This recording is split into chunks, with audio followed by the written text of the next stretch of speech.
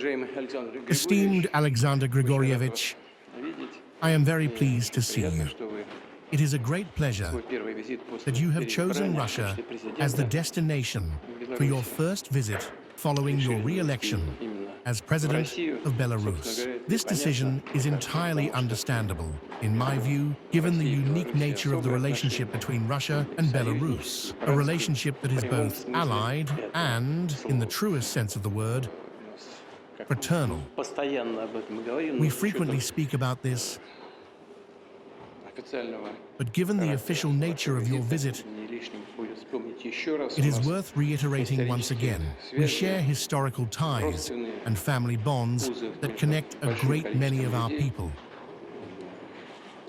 Today, our relations are developing in such a way that they could serve as a model for many other countries, both in the economic sphere and in ensuring national security, as well as in our cooperation on the international stage. I am referring first to our joint efforts within the framework of the United Nations, the Shanghai Cooperation Organization, where Belarus has become a full-fledged member, and BRICS, where Belarus has also acquired the status of a partner.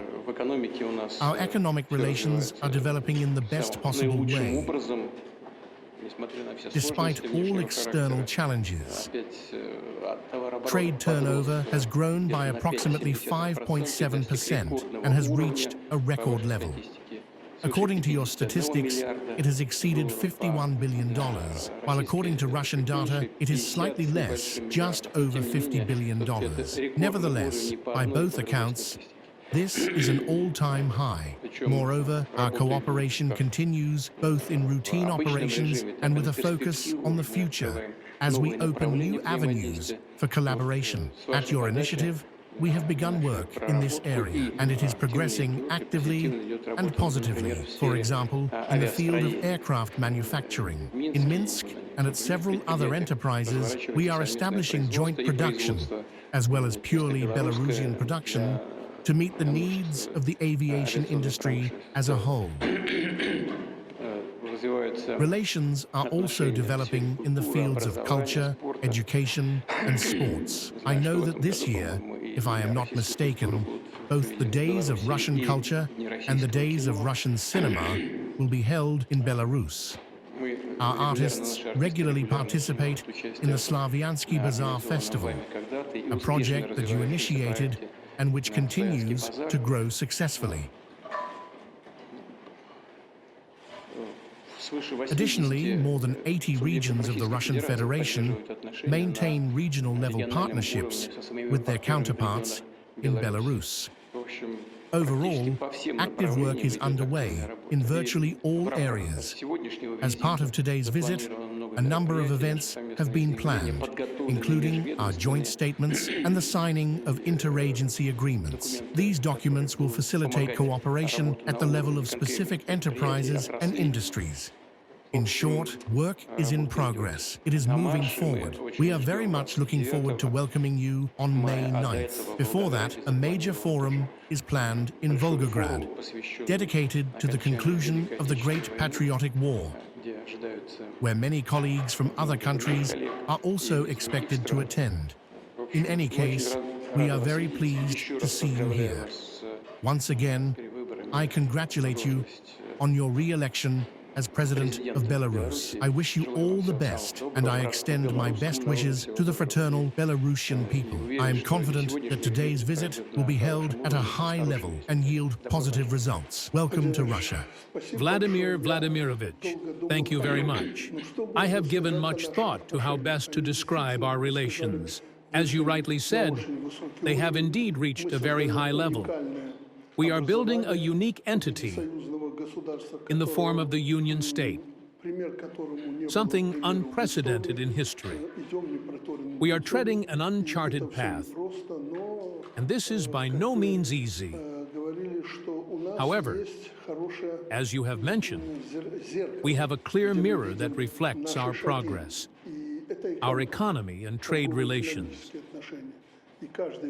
Despite all the challenges which have existed and will continue to exist, we see steady growth year after year. This is a testament to the fact that we are moving in the right direction. But what is most important? Yes, the elections have taken place. This is not the first election in Belarus. So what is new? You know what we must not lose sight of? Our elections always have two sides. And as they said in a well-known film, the other side has scattered. Some fled to the west. A small number remained in Belarus, lying low, some keeping silent. Nevertheless, more than 90% of the people came to vote. Despite numerous deterrents from all sides, there were efforts, through the media and other means, to discourage our people from participating in the elections. But over 90% turned out, and more than 87% voted for the incumbent president. And what was this vote about? It was a choice. We stand with Russia, our eastern course, our cradle, or somewhere else? Well, here is the answer. The people have given their answer. For us, this question has always been the main question. It has always existed quietly, non-publicly. This is a characteristic of all our elections. Therefore, you should have no doubt. Not only I, but also my colleagues, members of the government, and deputies are all supporters of the closest possible relations between us. We have reaffirmed this in our common struggle today, the sharpest point of which is the conflict in Ukraine. It is very important that we have always adhered to this course, and it is very important what the people have demonstrated. Our people clearly understand who our friends are and who our opponents, enemies, and rivals are. You have touched on all aspects of Belarusian-Russian relations. Between us, I have found an order of magnitude fewer problems than the problems that exist globally, and even within our own region. In this regard, we are working successfully. Of course, there are certain issues. I think we will address them in a broader format when the specialists are present. We know these issues. Perhaps we would like to move faster in this area, but that is not always possible, and it does not depend entirely on us. It also depends on external circumstances, and we understand this perfectly. But everything we take on, we resolve thoroughly, as with import substitution and countering sanctions. Everyone thought we would collapse within a year, but we are alive and well. And I am confident that we will continue to live. We need a little more time and perhaps more persistence, but that is something we do not lack. It is in our blood. So, thank you, Vladimir Vladimirovich, for the beginning of this official visit. Of course, like you, I prefer working negotiations and meetings, but an official visit is necessary. It is a demonstration for both Belarusians and Russians that we are together, that we are sovereign, independent states, but at the same time, we are close people. This is something we will continue to promote in all our negotiations and relations. You have a busy working day tomorrow, including a speech at the Federation Council. With Valentina Ivanovna, whatever is needed from me, may God grant that everything goes well. She is a strong person. Thank you.